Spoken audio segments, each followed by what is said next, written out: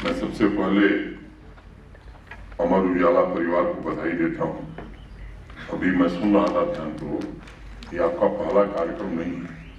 आपका एक फुटप्रिंट श्रीनगर शहर में अस्पताल के रूप में पिछले लगभग 1.25 वर्ष से लोगों की सेवा में काम कर रहा है। जिन मेधावी विद्यार्थियों को आज सम्मानित किया गया है, उन सबको मैं हृदय की गहराइयों से मुबारकबाद देता हूं, बधाई देता हूं और उनके उज्जवल भविष्य की कामना करता हूं। अमर उजाला समूह पिछले 12 वर्ष से देश भर के प्रतिभावान विद्यार्थियों को अलग अलग राज्यों में सम्मानित कर रहा है, उन्हें जीवन में कुछ बेहतर करने के लिए प्रेरित कर रहा है। पिछले वर्ष जम्मू के कार्यक्रम में मैं था।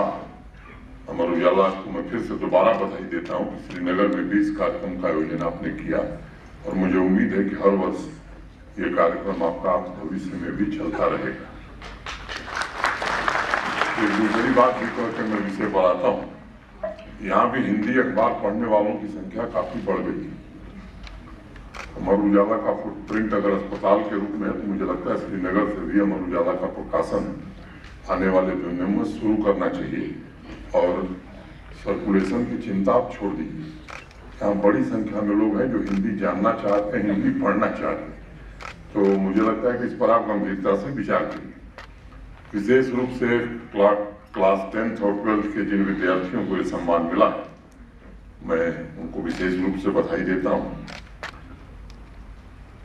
एक स्टूडेंट को दूसरे स्टूडेंट से कम टैलेंटेड आंकना, मुझे लगता है कि ये इस प्रतियोगिता का उद्देश्य नहीं है और मैं ऐसा मानता भी नहीं, क्योंकि मैं मानता हूं कि हर विद्यार्थी, हर स्टूडेंट के अंदर एक नेचुरल और एक यूनिक क्वालिटी होती है, एक टैलेंट होता है और शिक्षक का काम है कि उसके टैलेंट को उस दिशा में उभारना। नेचुरल टैलेंट ऐसा ही होता है जैसे जमीन में गड़ा हुआ डायमंड, और डायमंड में चमक लाने के लिए उसे तराशना पड़ता है। तो जो हमारे बच्चे हैं ये सब डायमंड की तरह हैं, अब हम कितना उन्हें तराश पाते हैं ये हमारे ऊपर निर्भर करता है। और जो ज्यादा तराशा जाता है वो 98% ले आता है, जो कम तराशा जाता है। लेकिन एक बात मैं बच्चों को कहना चाहता हूँ, ये नंबर के गणित में पढ़ने की जरूरत नहीं है। आप पढ़ाई कर रहे हो, आपको टॉप करना चाहिए, इसके लिए बधाई जरूर करिए।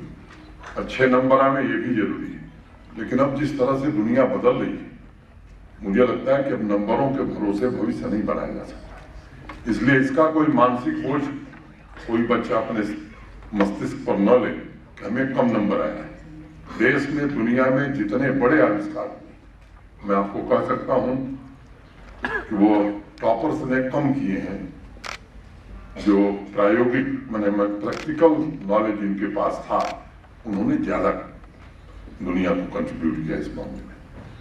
अगर मैं महात्मा गांधी जी की बात करूं तो बापू की बात मैं इसलिए कह रहा हूं कि गांधी जी कोई ऐसी बात नहीं कह सकते थे जिसका प्रयोग उन्होंने नहीं किया था।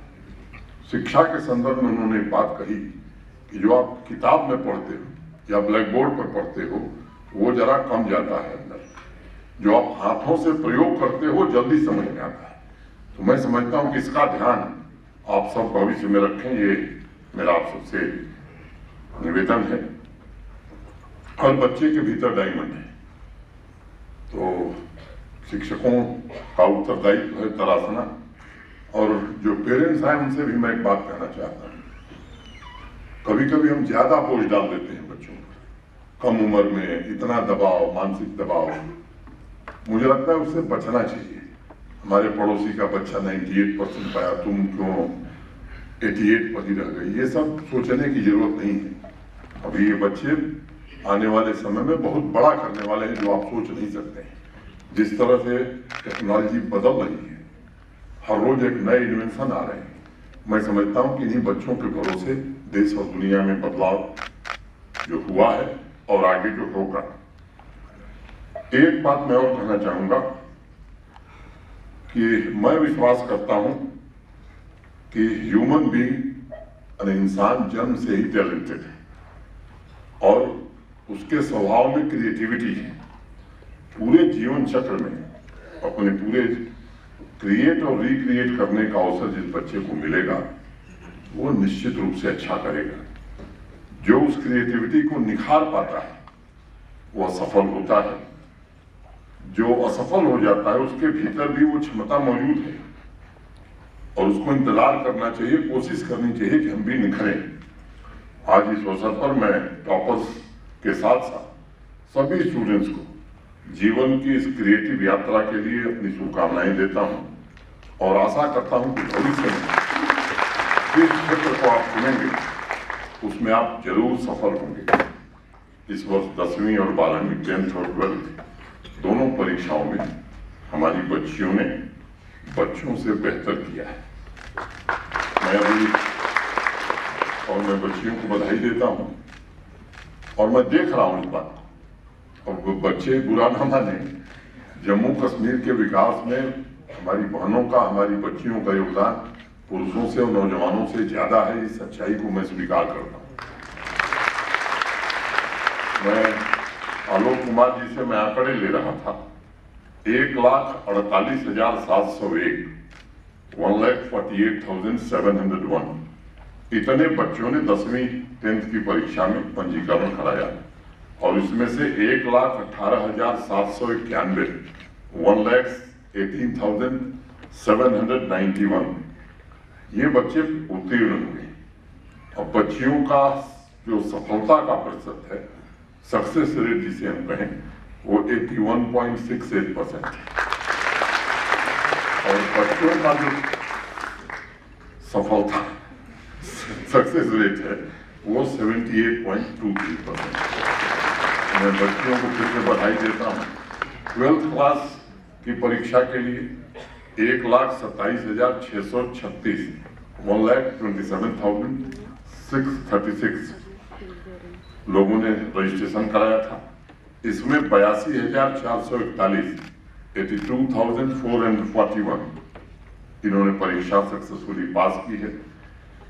यहाँ भी बच्चियों का सक्सेस रेट 68% से ज्यादा है और बच्चों का 61%। ये उद्धृत करना मैं आवश्यक समझता था।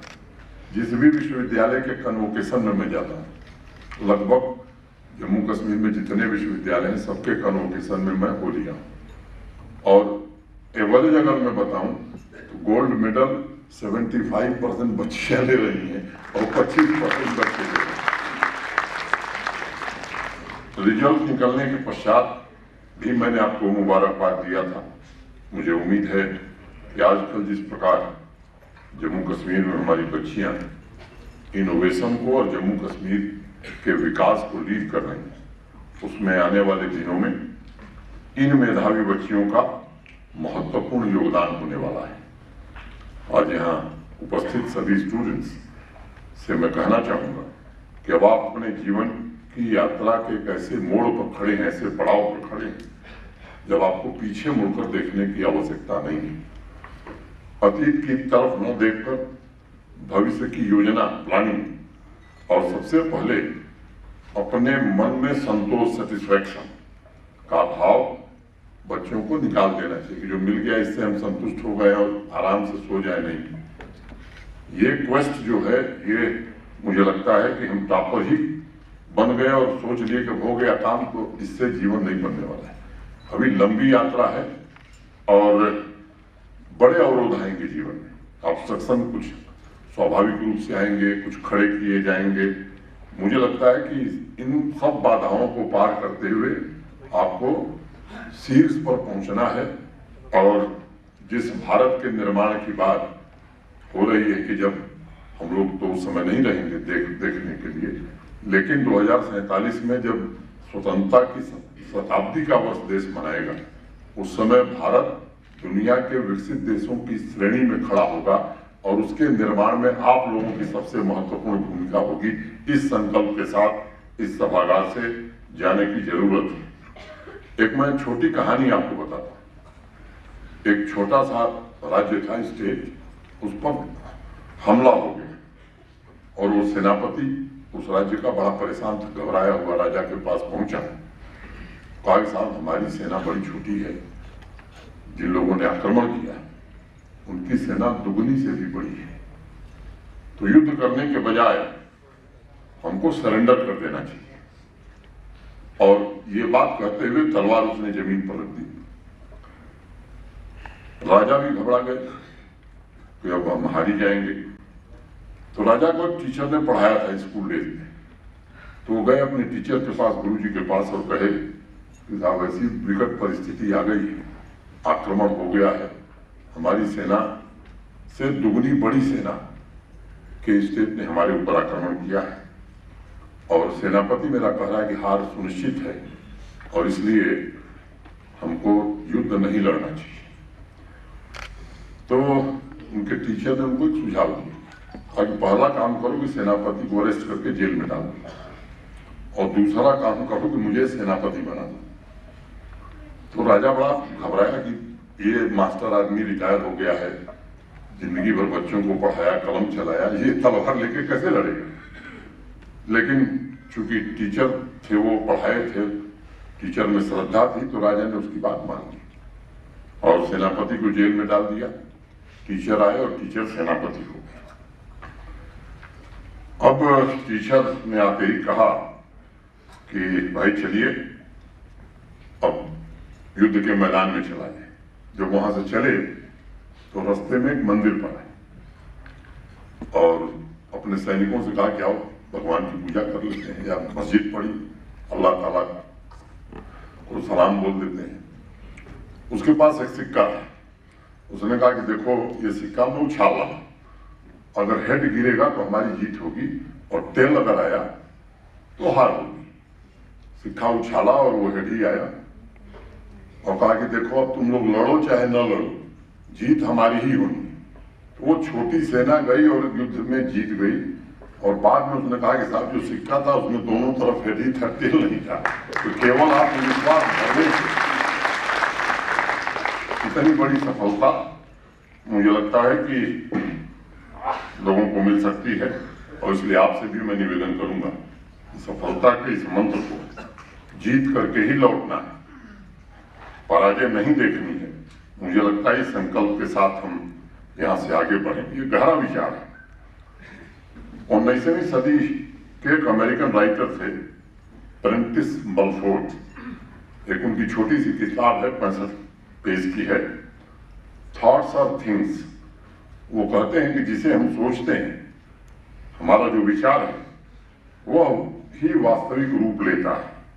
और उन्होंने लिखा, power comes of looking forward with hope of expecting and demanding better things to come।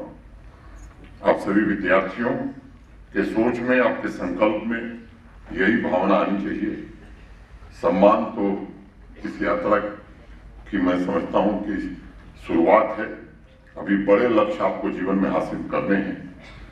भविष्य में एक अच्छा कैरियर ही नहीं आपको मिलने वाला है, बल्कि आप शिखर पर पहुंचने वाले हैं। आज के शुभ दिन पर मन में विचार गहरा कर लीजिए और आप देखिएगा बड़े से बड़े संकल्प भी आप साकार कर सकेंगे। मैं टीचर्स को भी 2-3 बातें कहना चाहूंगा। कुछ लोग हैं टीचर्स को हैं। 21वीं सदी में बदलाव इतनी तेजी से हो रहा है कि अब मशीन भी सेंसर्स के जरिए बताने लगी है कि उसे कैसा महसूस हो रहा है। टेक्निकल टर्म में इस बदलाव को इंटरनेट ऑफ थिंग्स कहा जा रहा है, यानी इंडस्ट्रियल इंटरनेट या एक इंडस्ट्रियल नर्व सिस्टम जो सैकड़ों सेंसर के माध्यम से किसी भी कंपनी को हर पल ये जानकारी देता रहेगा कि मशीन को कैसा लग रहा है और उसका परफॉर्मेंस कैसा है। उस जानकारी के आधार पर कंपनी को रिस्पॉन्ड करना होगा, नजर रखनी होगी कि मशीन में कोई दिक्कत तो नहीं है। आप सभी टीचर्स को ये प्रतिभा नेचुरल रूप में गॉड गिफ्टेड मिली हुई है। जिस दिन कोई अभिभावक, कोई पेरेंट अपने बच्चे को पहले दिन स्कूल छोड़ने जाता है, वह दरअसल बच्चे को आपके हवाले करता है, विश्वास से हवाले करता है और उसके बाद की जिम्मेदारी आपकी होती है इसलिए मैं बार बार कहता हूँ कि एक टीचर जो है स्कूल का, वो नर्व सिस्टम है किसी भी समाज का। टीचर का काम केवल टीचिंग नहीं है, सिलेबस डिलीवर करना नहीं है, बल्कि उसके माध्यम से बच्चे को ठीक से समझना, उसके टैलेंट को देख करके उसकी मेंटरिंग करना है। और इसलिए अब समय आ गया है कि हम टीचर और टीचिंग की डेफिनेशन की परिभाषा को बदल दें। और ये काम माननीय प्रधानमंत्री जी ने NEP 2020 के माध्यम से एक नया उपहार हमारी युवा पीढ़ी को दिया है। ये एक ऐसा प्रोफेशन है जिसमें टीचर क्लास में आकर सब्जेक्ट्स के हिसाब से इंफॉर्मेशन देता है। क्लास में जितने बच्चे हैं वह उस इंफॉर्मेशन को प्रोसेस करते हैं। उस प्रोसेसिंग के दौरान वो कितना सीखते हैं, इसका मेजरमेंट करना बड़ा जरूरी है। और मेजरमेंट अगर हम नहीं कर रहे हैं तो मुझे लगता है हम अपनी जिम्मेदारी में कोई न कोई कमी कर रहे हैं। सिर्फ एक तरफा अगर इंफॉर्मेशन की डिलीवरी होगी, उसमें 1-to-1 एंगेजमेंट की गुंजाइश नहीं रहती है। सच तो ये है कि बिना टीचर स्टूडेंट के एंगेजमेंट के लर्निंग संभव होती नहीं, और अगर लर्निंग नहीं है तो फिर एजुकेशन भी नहीं है। मुझे याद है जब मैं स्कूल में पढ़ता था, अलजेब्रा पढ़ना शुरू किया था, तो जो मुझे टीचर पढ़ाते थे उन्होंने मुझे a+b² = a² + b² + 2a, मुझे याद हो गया, अभी भी याद है। लेकिन न मेरे टीचर ने बताया कि ये होता क्यों है। और जब मैं हिंदू यूनिवर्सिटी में इंजीनियरिंग पढ़ने गया तो वहाँ अप्लाइड मैथमेटिक्स में पढ़ता, तो वहाँ जाकर के समझ में आया कि हुआ क्यों है। तो मुझे लगता है कि आज के बच्चे, मैंने हम लोग जिस पीढ़ी में थे, मैं समझता हूँ कि ये बच्चे बहुत आगे निकल गए हैं। डिलीवरी ऑफ इंफॉर्मेशन केवल एजुकेशन नहीं है, टीचर स्टूडेंट एंगेजमेंट, लर्निंग से ही स्टूडेंट से में क्यूरियोसिटी, क्रिएटिविटी, इमेजिनेशन पैदा किया जा सकता है। वो काम मुझे लगता है कि करने की आवश्यकता है, इसका कोई शॉर्टकट नहीं है। इसलिए आप सभी टीचर्स से मैं आप निवेदन करना चाहता हूं कि आप महज टीचर नहीं हैं, आप मेंटर टीचर हैं, जिसका काम केवल इंफॉर्मेशन डिलीवर करना नहीं है, बल्कि स्टूडेंट्स को स्किल सिखाना है, उनके साथ कोलैबोरेट करके उन्हें लर्निंग के लिए प्रेरित करना है। मैंने पहले ही कहा कि नई पीढ़ी के लिए क्रांतिकारी परिवर्तन प्रधानमंत्री जी के नेतृत्व में NEP के रूप में हमें मिला है। और क्लासरूम, कोर्स और लर्निंग की प्रक्रिया में एक बड़ा बदलाव किया गया है। करिकुलम से बाहर निकलकर स्टूडेंट्स के क्रिएटिव पोटेंशियल पर इसमें फोकस किया गया है। मदर लैंग्वेज में, मदर टंग में बच्चों को पढ़ने का अवसर मिल रहा है।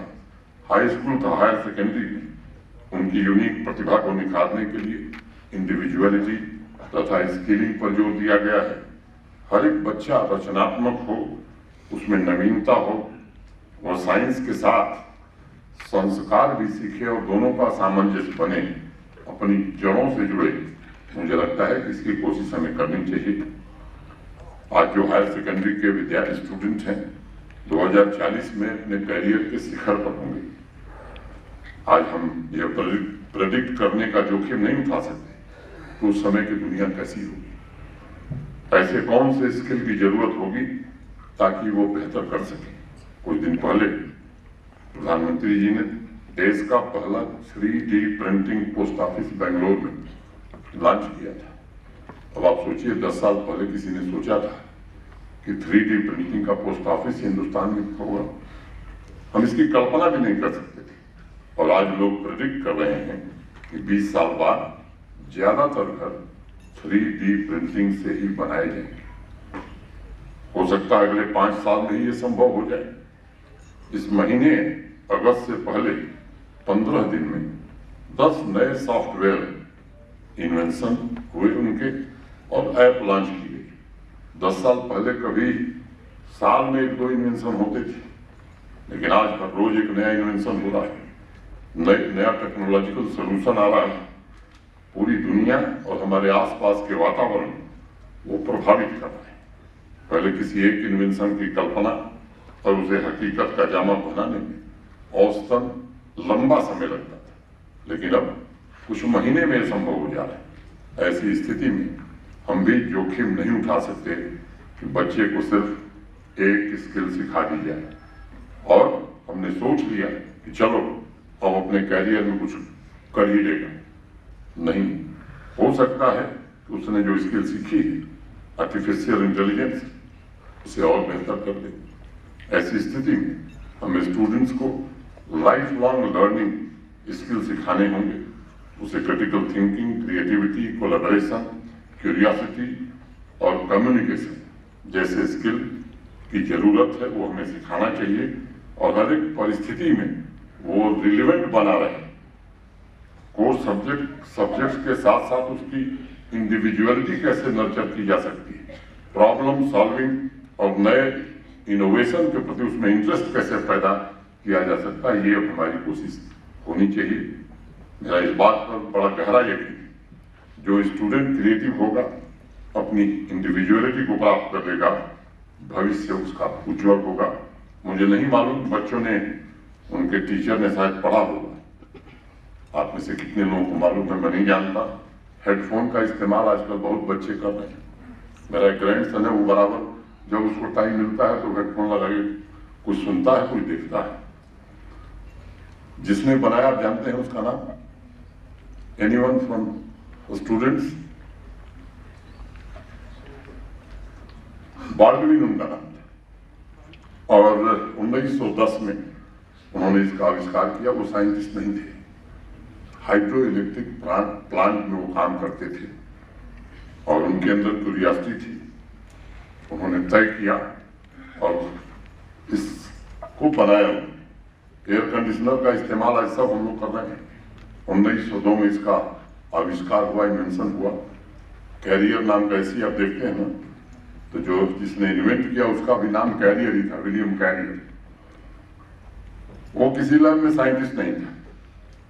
टेलीविजन इन्वेंट करने वाले फ्रांस वर्थ, ये रेडियो मैकेनिक थे। ऐसे अनेक इन्वेंशन हैं जो क्यूरियोसिटी और क्रिटिकल थिंकिंग और प्रैक्टिकल अप्रोच से पैदा हुए। सर आइजैक न्यूटन का नाम आप सब सुने हैं।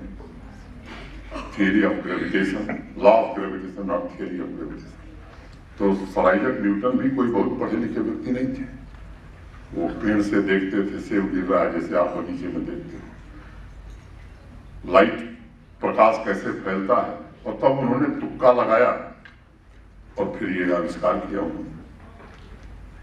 तो मैं जो बात आपसे कह रहा हूं कि प्रयोगों, हाथ का प्रयोग करना बड़ा जरूरी है। बहुत पढ़े लिखे लोगों ने दुनिया में बहुत बड़ा काम नहीं किया है, कम पढ़े लिखे लोगों ने भी बड़ा काम किया है, लेकिन डेडिकेशन था, क्रिएटिविटी थी, स्किल था, क्यूरियोसिटी थी, कुछ करने की तमन्ना थी। और पढ़े लिखे लोगों ने भी जो आविष्कार किया, आइंस्टाइन का नाम आप सब जानते हो, दुनिया के बड़े वैज्ञानिक हुए। थियरी ऑफ रिलेटिविटी कम लोगों को समझ में आती है, और जो पढ़ाते हैं लोग हैं उनमें भी कम ही लोग समझते हैं। लेकिन फिजिक्स में उन्होंने पीएचडी किया था, पढ़े लिखे व्यक्ति थे। लेकिन इसलिए थियरी ऑफ रिलेटिविटी का आविष्कार नहीं हुआ क्योंकि उन्होंने फिजिक्स में पीएचडी की थी।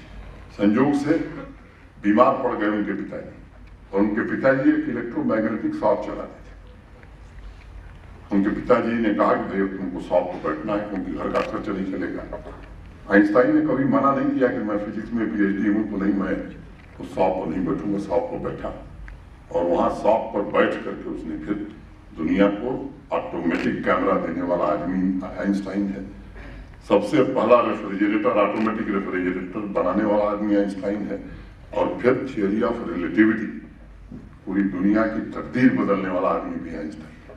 अभी कोरोना जिसकी रफ्तार को शोध ने ही, इन्वेंशन ने ही रोक दिया। पहले क्या होता था, जब कोई इन्फेक्शन होता था तो उसी वायरस का एंटी इन्फेक्शन डोज लगाया जाता था शरीर में कि इन्फेक्शन को कम करेगा। लेकिन जेनेटिक्स ने कोरोना की बढ़ती हुई रफ्तार को रोक दिया, पूरी दुनिया की मानवता को बचा दिया। जिस मेंडल नाम के वैज्ञानिक ने इसका आविष्कार किया, वो स्वयं को बॉटनी के विद्यार्थी थे, लेकिन वो बॉटनी के प्रोफेसर थे, ये उनकी विशेषता नहीं थी। रोज अपने गार्डन में हजारों पौधे लगाए थे, रोज उनको पानी देते थे, और गणना में भी, एल्गोरिथम में भी वो बहुत अव्वल थे। और तब उन्होंने जेनेटिक्स का आविष्कार किया जिसने पूरी मानवता को बचाया। मैं समझता हूं कि ये जो मेरे सामने बच्चे हैं इनमें संभावना छिपी है। किसी ने कहा कि कोई जम्मू कश्मीर कैडर का IAS IPS अफसर होगा, मैं उस संभावना को कम संभावना मानता हूँ। मैं देख रहा हूँ इन बच्चों में कि कोई न्यूटन बनने वाला है, कोई आइंस्टाइन बनने वाला है, कोई मानवता बड़ा काम करने वाला है। मुझे बताया गया कि आज के बच्चों के पेरेंट्स भी यहाँ उपस्थित हैं। उनसे आग्रह करूंगा कि बच्चों में एक शक्तिशाली इंडिविजुअलिटी डेवलप करने में आप भी जरा मदद करिए। हर समय क्या कर रहे हो, पढ़ाई किया कि नहीं किया, ये थोड़ा ज्यादा ही हम लोग अपने बच्चे से उम्मीद करने लगते हैं। पढ़ना चाहिए, ठीक है, लेकिन अगर खेलने जा रहा है तो अरे क्यों खेलने जा रहे हो, थोड़ा ये टोक टाक मैं समझता हूँ कि कम करने की जरूरत है। आगे चलकर ये बड़ा सपोर्ट सिस्टम के रूप में काम कर सकता है। 1 साल बाद आपका बच्चा, आपकी बच्ची साइंस के बजाय ह्यूमैनिटी लेना चाहे तो उसे रोकिए मत, जिसमें उसकी इच्छा है उसको पढ़ने दीजिए। अब दुनिया बदल गई, समाज में ज्यादा बेहतर योगदान हमारे बच्चे कर सकेंगे, अपने जीवन में अच्छा कर सकेंगे। उसको इतनी स्वतंत्रता पेरेंट्स की ओर से भी मिलनी चाहिए, उस पर भरोसा करना चाहिए। बच्चों, आज मेधावी सम्मान आपके लिए एक नई शुरुआत है। मुझे उम्मीद है कि आप इस लगन और मेहनत से आगे भी भविष्य में भी अपने हौसले से कामयाबी का परचम लहराएंगे। और जैसा मैंने पहले कहा कि ये देश के स्वतंत्रता का शताब्दी वर्ष हम मनाएंगे, हम लोग नहीं रहेंगे, लेकिन उस समय विकसित भारत के निर्माण में आप सबका बहुत बड़ा योगदान होगा। मैं अमर उजाला परिवार को भी इस नेक पहल के लिए हृदय से शुभकामना देता हूँ। और मैं बैठा था तो एक हिंदी की बड़ी प्रसिद्ध कवित्री थी सुभद्रा कुमारी चौहान, तो उनकी पंक्तियां मुझे याद आई। पढ़ना का सब आपको याद होगी। वो बचपन को लेकर के थी कि बार बार आती है मुझको मधुर याद बचपन तेरी, गया ले गया तू मेरी जीवन की सबसे मस्त खुशी, चिंता रही खेलना खाना और फिरना निर्भय स्वच्छन, कैसे भूला जा सकता है बचपन का अतुलित आनंद, कैसे भूला जा सकता है बचपन का अतुलित आनंद। तो आपकी बीच बातचीत करते हुए हम लोग भी उसी अवस्था में पहुंच गए थे, इसलिए वो पंक्तियां याद आई। बहुत बहुत धन्यवाद। जय हिंद।